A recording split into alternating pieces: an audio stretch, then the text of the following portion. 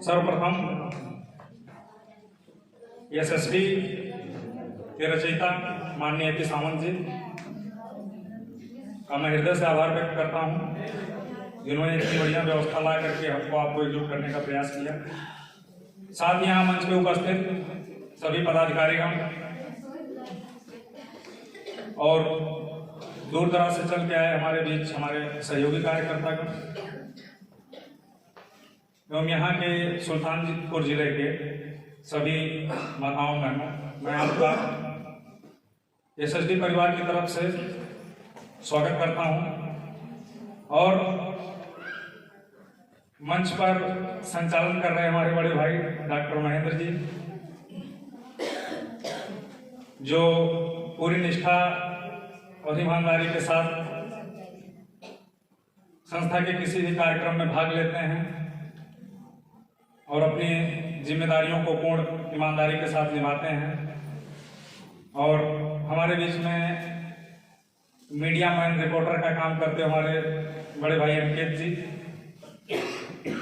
और आप सब 10 बजे से बैठ करके 3 बजे तक का जो समय आपने हमको दिया, आप लोगों के इस धैर्य के लिए आप लोगों का धन्यवाद देता हूं।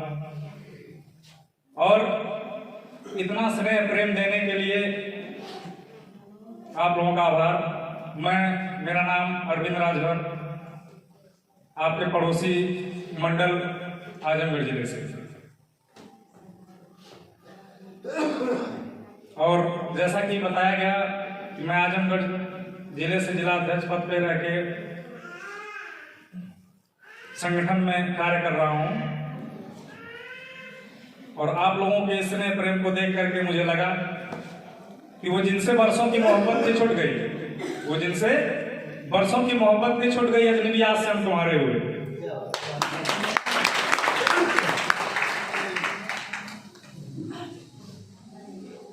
अभी तक संगठन को अपने अपने तरीके से हमारे सभी सहयोगियों ने अपने विचारों को रखा,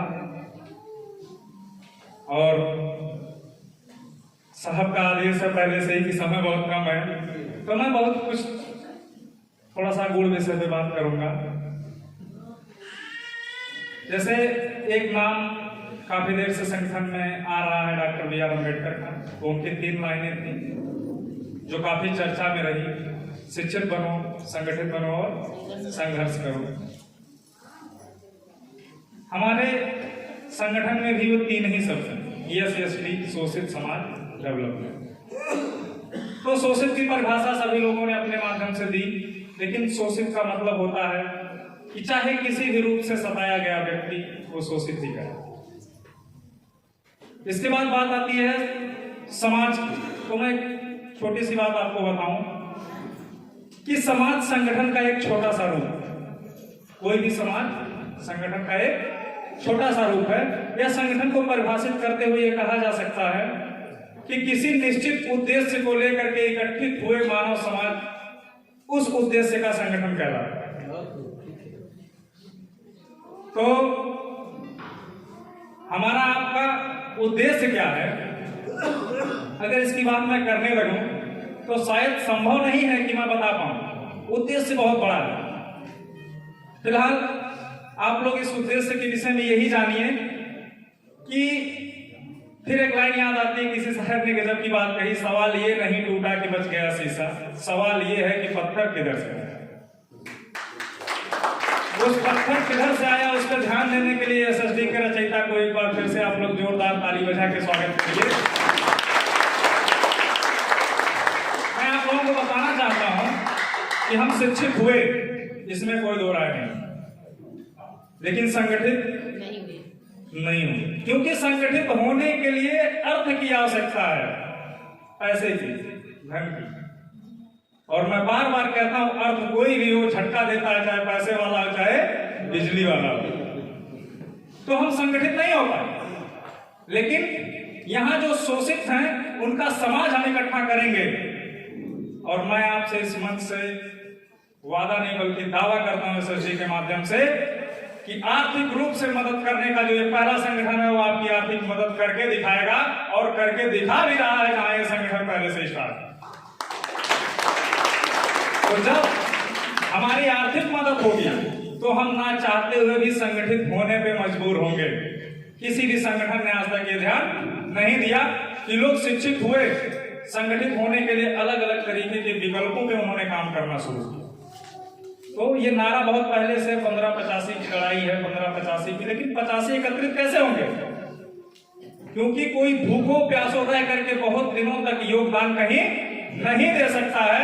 हमारा संगठन पहला ऐसा संगठन है कि जो इसके नीति में लिखा गया है कि हम आपको यह सहयोग करेंगे, वह निश्चित होगा, लेकिन उस सहयोग को लेने के लिए आपको 15 दिन की ट्रेनिंग लेनी पड़ेगी और संगठन की विचारधारा से जुड़ करके काम करना पड़ेगा। जिस दिन आप संगठन की विचारधारा से जुड़ करके समाज को एकत्रित करने का काम करने लगे, उस दिन से सहयोग आपको जाना शुरू हो जाएगा। और चर्चा इस बात की मैं इसलिए कर रहा हूं कि काफी लोगों के मन में यह सवाल उत्पन्न हो रहा होगा कि हमको करना क्या है, कैसे मिलेगा, क्या नहीं मिलेगा। तो मैं इशारों में आपको बता दूं कि आपको जो भी इस हाल में लाने से पहले बताया गया है कि आपको महिला पदाधिकारी के रूप में रखा जा रहा है, आपको यह मासिक सहयोग होगा। उसके लिए आप लोगों को 15 दिन की ट्रेनिंग देकर सीखना होगा, उसके द्वारा किए गए कार्यों को पूरा करना होगा, आपको मासिक सहयोग दिया जाएगा। आगे मैं आपको बताना चाहूंगा कि जब आप आर्थिक रूप से मजबूत होंगे तो निश्चित है कि आप संगठन को समय देने का प्रयास करेंगे, और जिस दिन संगठन को समय देने का लोग प्रयास करेंगे तो मल्टीपल की एक परिभाषा बहुत अच्छे तरीके से हमारे पड़ोसी जिला अम्बेडकर नगर के जिला अध्यक्ष जी, हमारे बड़े भाई साहब ने बताया कि मल्टीपल कैसे होता है। 2 दूनी 4 दूनी 8 दूनी 16 दूनी 32 दूना 64 दूनी 128 ऐसे बढ़ता है। एक और एक करके 11 भी बताने का प्रयास किसी महापुरुष ने किया है, वो उसी तरीके से बढ़ता है। बाकी मैं बताऊं कि कोई काम इतना आसान नहीं है, लेकिन कोई काम इतना कठिन भी नहीं है। जैसे हम रूढ़वादियों में जकड़े हुए हैं, जैसे अगर कहा जाए गाय दूध देती है, सही है ना? नहीं देती है, उसको निकालना पड़ता है। गाय दूध देती है, उसको क्या करना पड़ता है? निकालना पड़ता है। लोग कहते हैं कुछ पाने के लिए कुछ खोना पड़ता है, यही है ना? और हम इसी को दोहराते हैं बड़े मजे में। हाँ, वही सही बात है कि कुछ पाने के लिए कुछ खोना पड़ता है। नहीं, गलत। कुछ पाने के लिए कुछ करना पड़ता है, खोना क्या पड़ता है जी? अभी एक स्लोगन देख रहा था, उसमें बता रहा था डर के आगे जीत। नहीं, गलत। डर के आगे ही तो सारा दर्द है, और उस दर्द को सहने की क्षमता जिसके अंदर है, जीत कर वही दिखाएगा। जीतने के लिए कोई नहीं है, ठीक है? तो हम रूढ़वादियों में जकड़े हुए, हमें उससे बाहर निकलना पड़ेगा। मैं राजनीतिक दोष बहुत नहीं देता हूं, लेकिन मजबूरी बनती। मैं भारत देश में हूं, और अगर राजनीति के तहत कुछ गलत होगा तो उसका शिकार हम होंगे, हमारा समाज होगा, हमारा परिवार होगा, हमारा खुद का व्यक्तित्व होगा। तो दोष देना लाजमी है। हमारी समस्या का निदान अगर नहीं होता तो हम परिवार के मुखिया को दोष देते हैं, हमारे समाज का विकास नहीं होगा तो हम राजनीतिक मुखिया को दोष देंगे। और बार बार यहां बात चल रही है कि महिलाओं का संगठन है, तो हम राजनीति करने नहीं आए, हम संगठन चलाने आए। राजनीति और संगठन का एक अंतर बताता हूं, आप लोग समझिएगा। राजनीति में उजाला नहीं किया जाता है जहां पहले से उजाला हो, या सीधी भाषा में समझिए, गांव का प्रधान मरकरी वहीं लगवाएगा जिस मरकरी का बल्ब फ्यूज हुआ हो। लेकिन हम संगठन चलाने आए, हम उजाला वहां करेंगे जहां अंधेरा है। महिलाओं को नारी शक्ति कहा जाता है, लेकिन उनके साथ व्यवहार कैसा होता है आप लोग जानिए। ये भारत मुंह से यहां पर सिर्फ क्या लोगों की बड़ाई की जाती है, जैसे भारत हमारी मां, अब भारत की दुर्गति लोग करके बैठे हैं। अच्छा भी फिर कहते हैं गाय हमारी माता है, गाय की कितनी दुर्गति हो रही देखिए। बच्चियों को कहते हैं नवरात्र में पूजन करते हैं, पैर छूते हैं, हमारी माता के समान है, इसके बाद भ्रूण हत्या करवाने पे मजबूर हैं लोग। तो ये क्या है? कथनी और करने में अंतर। अच्छा, मैं ज्यादा डिस्टर्ब रहता हूं, कभी कभी मोदी जी को सुनता हूं, मजा आता है। अभी दिन कह रहे थे कि बढ़िया कोई प्रधानमंत्री नहीं है, पहले का भाषण उनका बोले थे, वो बेच रहे हैं भारत को, मैं चैन से कैसे सो जाऊं, सौगंध मुझे इस मिट्टी की, मैं देश नहीं बिकने दूं। मुझे बड़ा मजा आया भाई, बड़े अच्छे व्यक्ति हैं। अच्छा, घबराहट तो तब हुई एक दिन सुन लिया, कह रहे अपना क्या फकीर आदमी, झोला लेके निकल लूंगा। अब मैं समझ नहीं पाया, भैया तुम तो अकेले हो, तुम्हारे पास कोई है नहीं है, और तुम देश बेच के निकल लो, हम कहां जाएंगे? तो मैं घबरा गया, भैया बेच उठ के बांग्लादेश में चले जाए, ठीक है ना। तो जब घबराहट किसी चीज को लेकर के होती है तो वहां दिमाग कैसेट की तरह काम करता है, A+B B+A कैसेट आती थी पहले ना, इधर से चलाओ तो दूसरा गाना बजता था, रिवर्स मारो दूसरा बजने लगता था, ठीक है। तो किसी भी काम को लेकर के अगर आपको कभी घबराहट हो तो समझ लीजिए कुछ अच्छा होने वाला है, और अच्छा ही हुआ। जैसे हमको चोट कहां करनी चाहिए, जैसे मैं बार बार एग्जांपल देता हूं कि जैसे अगर बल्ब यहां जलाना है तो हम बल्ब को पकड़ के लटकेंगे तो रोशनी नहीं देगा, हमको स्विच पे ध्यान देना पड़ेगा, उसकी स्विच कहां, वहां से ऑन करेंगे तो बल्ब जलेगा। राजनीतिक बदलाव करना है तो कैसे करना है, सामाजिक बदलाव करना है तो कैसे करना है, सीधी सी बात है कि किसी भी चीज की कड़ी नीचे से ही जुड़ी होती है।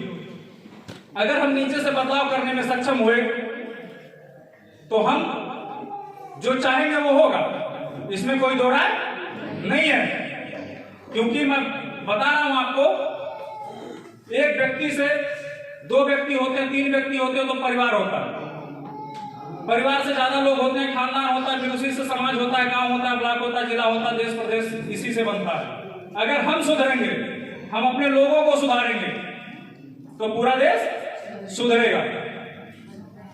और इसी ने बड़ी अच्छी बात कही है कि परिवार और समाज दोनों बर्बाद होने लगते हैं जब समझदार चुप और मूर्ख बोलने लगते हैं। तो हम कितने समझदार हैं कितने नहीं हैं ये हम जानते हैं, लेकिन उस समझदारी को आगे लाके प्रदर्शित करने का मौका किसी ने नहीं दिया। ये संगठन ऐसा है कि जो आपको अपनी समझदारी को विकसित करने का अवसर दे रहा है और साथ साथ आपके मानसिक विकास के लिए 15 दिन की ट्रेनिंग भी दे रहा है। यह कहीं न कहीं आपके लिए सोने पे सुहागे की बात है। और सिर्फ कहा जाता है कि महिलाओं को सम्मान मिलना चाहिए, लेकिन सम्मान देता कोई नहीं है। कभी कभी ठीक है, मैं 1-2 मिनट और लूंगा। कभी कभी मुझे हंसी इसलिए आती है कि मुझे बात करते फिर मोदी जी की बात याद आ जाती है। वो कहते हैं लेकिन करते नहीं है। अच्छा, ऐसी जगह बात करते हैं कि सामने वाला मजबूर हो जाता है। अब वो कहेंगे भाइयों बहनों, देश में साफ सफाई होनी चाहिए कि नहीं होनी चाहिए। अब जो 6 महीने से नहीं आया पहले हाथ उठाएगा, वो बेइज्जती कोई कराएगा भीड़ में, वो कहेगा होनी चाहिए जी, होनी चाहिए। वही कहेंगे देश में महंगाई कम होनी चाहिए कि नहीं होनी चाहिए। अरे तो करो ना यार, सरकार तुम्हारी, तुमको रोका किसने? करो ना। संगठन आते हैं 15-85 होना चाहिए कि नहीं होना चाहिए? बिल्कुल होना चाहिए। अरे यार तो करो ना, आपको रोका किसने? हमारे एसएसटी के संस्थापक 15-85 के डिफरेंट को पैदा करके 85% को एक करने के लिए आए। तो जो सबसे बड़ी समस्या निकल के आई वो आर्थिक आई कि संगठन तो ठीक है हम चला ले जाएंगे, लेकिन सबको संगठित हम तब कर पाएंगे जब उनका आर्थिक सहयोग होगा। तो उस आर्थिक सहयोग को संतुलन बनाने के लिए कितना समय इन्होंने खर्च किया, किस किस टीम का गठन किया, मतलब क्या क्या इन्होंने किया, मैं वर्णन नहीं कर सकता। लेकिन सबसे बड़ा दुर्भाग्य इस देश का तब आ जाएगा जब इनकी वर्षों की मेहनत पे सिर्फ चल करके दिखाने का प्रयास हम आप नहीं करेंगे, तो देश का बहुत बड़ा दुर्भाग्य होगा।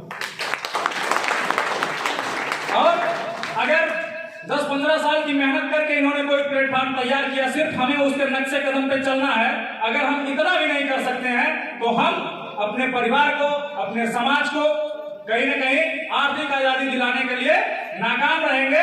और अगर हमको आपको पारिवारिक, सामाजिक, आर्थिक हो, राजनीतिक हो, चाहे धार्मिक हो, अच्छा धार्मिक बात आ गई तो भी एक आध दो बात बता दूं कि धर्म में सबसे ज्यादा अगर अवहेलना किसी की गई है तो महिलाओं की। जैसा हमारे बड़े भाई बता रहे थे कि ज्ञान चाहिए सरस्वती जी के पास जाओ, बल चाहिए दुर्गा जी के पास जाओ, धन चाहिए लक्ष्मी जी के पास जाओ, फिर भी महिलाओं की कोई इज्जत नहीं है, क्यों? तो कहीं ना कहीं इस चीज को बारीकियों से हमें समझना होगा। और वक्ताओं की बड़ी लंबी लिस्ट है, फिर मुझे याद आ रहा, मैं अपनी बातों को यही समाप्त करूंगा। जय एसएसडी, जय संसद। जोरदार तालियां। असंख्य शब्द जब होते हैं, मन में उद्गार आते हैं, तो समय ध्यान ही नहीं होता है। लेकिन मेरे ध्यान यह है कि भाई लिस्ट भी अभी बहुत बड़ी बाकी है, तो मैं चाहूंगा कि 2 शब्द जिला सुल्तानपुर के जिलाध्यक्ष माननीय राम नरेश जी भी आए, अपने रखेंगे।